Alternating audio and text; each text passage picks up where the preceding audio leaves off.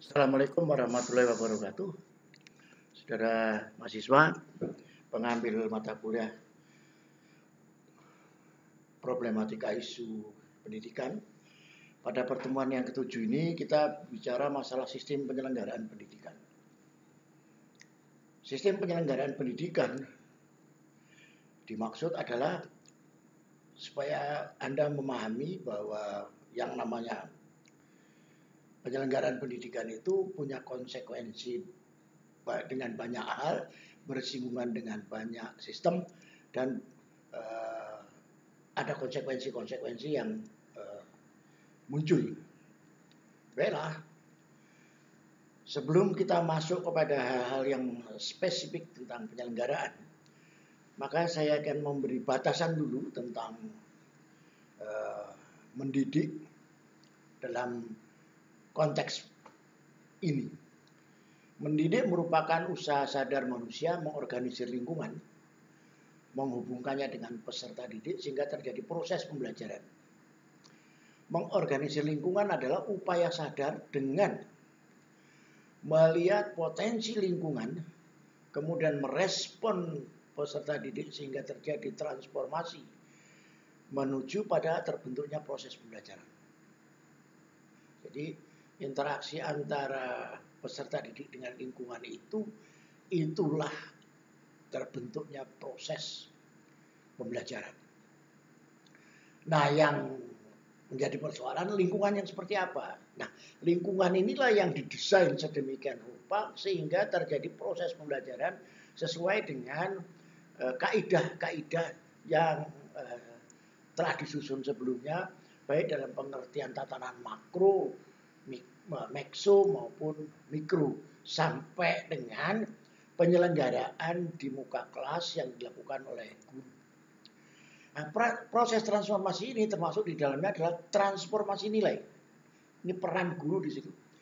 Baik dalam arti yang universal maupun yang bersifat artifisial. Nilai-nilai universal seperti kejujuran, menghargai perbedaan adalah contoh sistem nilai yang harus diwejawantahkan di dunia pendidikan. Oleh siapa? Guru, ujung tombak penyelenggaraan proses pembelajaran itu ada di muka kelas. Nah, demikian juga dengan nilai yang bersifat artifisial seperti sopan santun dengan orang tua, guru, dengan teman, adat istiadat setempat.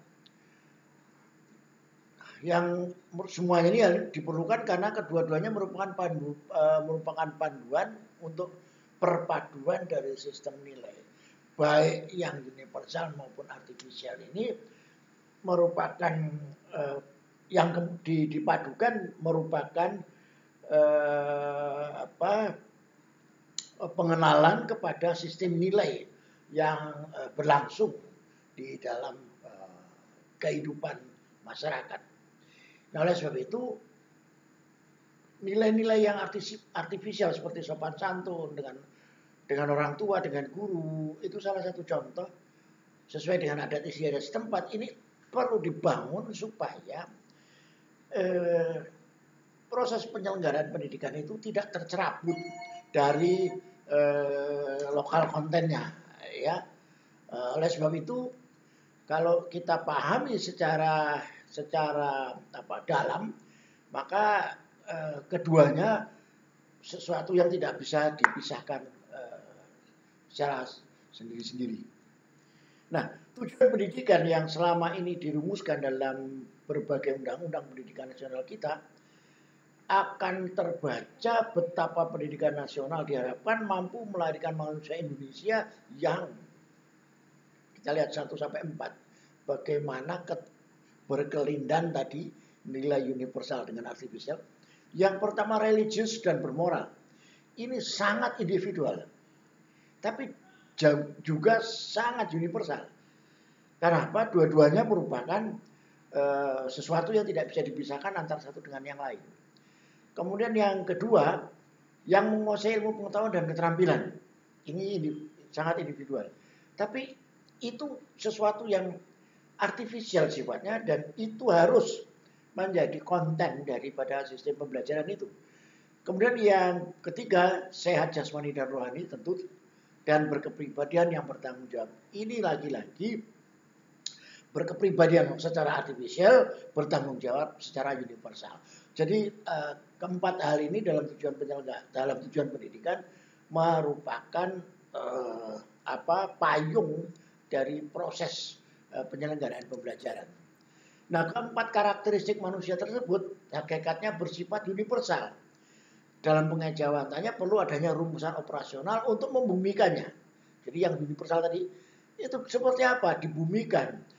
Nah, namun dapat dipastikan bahwa peran kunci untuk membumikan nilai-nilai tersebut sebenarnya adalah pada guru. Sekali lagi, pada guru. Karena guru yang memiliki otoritas menggelar pembelajaran baik di muka kelas maupun dalam kehidupan sehari-hari.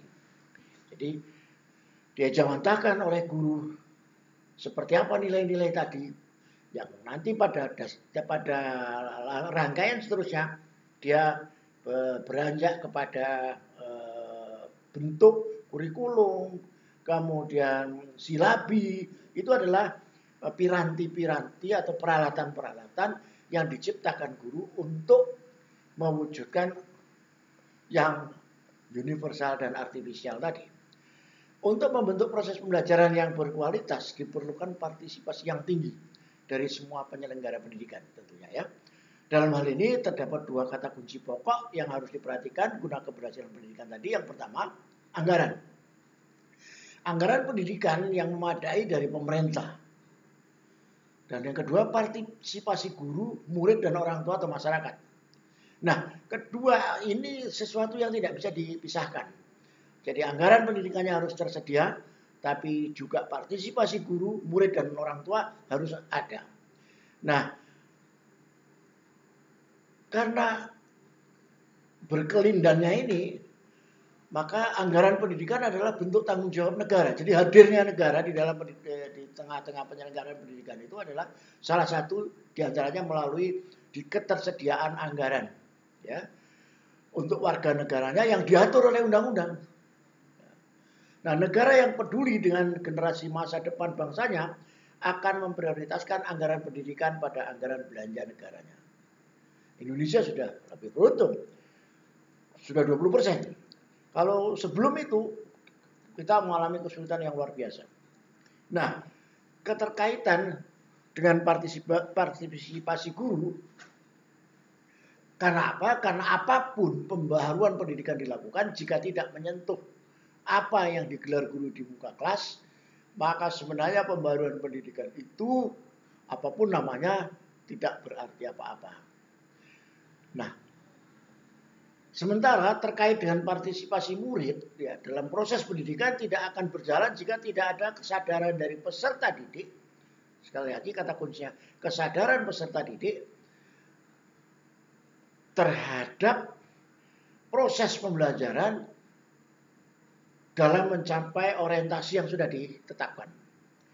Nah, oleh sebab itu, saudara-saudara mahasiswa, apapun pembaruan pendidikan, jika peserta didik tidak menyadari tugas dan fungsinya, maka tujuan pendidikan tidak akan tercapai. Ya.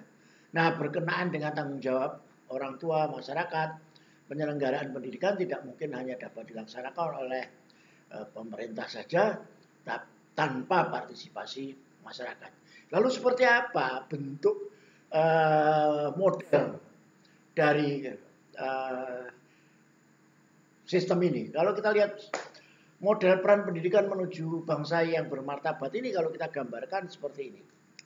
Model peran pendidikan menuju bangsa yang bermartabat. Pada sisi sebelah kanan itu anggaran besar.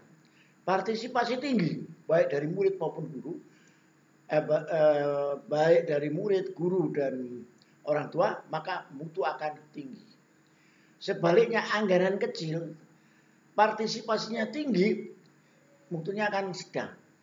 Anggarannya kecil, tapi partisipasinya tinggi, dia bisa mandiri dan seterusnya, masih pada kategori sedang. Sebaliknya anggarannya besar, partisipasinya rendah, mutu akan rendah.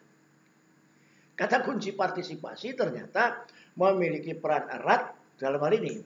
Saya ulangi, anggarannya kecil, partisipasinya tinggi, mutunya sedang. Tapi anggarannya besar, kita balik, partisipasinya rendah, maka mutunya akan rendah. Partisipasi di sini bisa partisipasi gurunya yang rendah, siswanya yang rendah, atau orang tuanya yang rendah, atau ketiga-tiganya rendah. Maka jangan harap mutu kita akan rendah. Sebaliknya yang lebih berbahaya dan menyengsarakan, anggaran yang sudah kecil, partisipasinya rendah, ya jelas mutunya tidak jelas mutunya, ya. Tidak akan jelas mutunya. Jadi bagaimana metrik ini berjalan, kita bisa melihat keterkaitan satu dengan yang lain.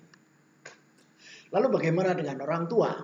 Orang tua masih banyak beranggapan bahwa sekolah itu tidak lebih sebagai panti asuhan untuk anak-anaknya. Sehingga sekolah harus menanggung semua kebutuhan anaknya. Ya, orang tua tidak mampu membedakan kebutuhan fungsional dan kebutuhan dasar. Sehingga menuntut sekolah menyajikan semua kebutuhan anaknya. Padahal yang bisa disediakan oleh negara itu kebutuhan fungsionalnya. Bukan kebutuhan dasarnya. Kebutuhan dasarnya itu ada di orang tua. Kebutuhan dasar itu antara lain makan, minum, ya, itu termasuk berpakaian sebenarnya, itu kebutuhan dasar. Tapi kebutuhan fungsional, terselenggaranya pendidikan, fasilitas pendidikan, gedung, ketersediaan guru yang berkualitas, itu adalah tanggung jawab fungsional yang diemban oleh negara dalam hal ini. Jadi, saudara-saudara, kita bisa simpulkan bahwa bagaimana keterkaitan orang tua, guru, partisipasi orang tua, guru, siswa dengan negara itu sangat erat manakala kita ingin meningkatkan mutu pendidikan menjadi lebih baik. Saya kira itu perkuliahan kita pada hari ini. Mudah-mudahan diskusi-diskusi yang akan datang akan memancing kita semua untuk dapat bicara lebih jauh tentang hal ini. Wassalamualaikum warahmatullahi wabarakatuh.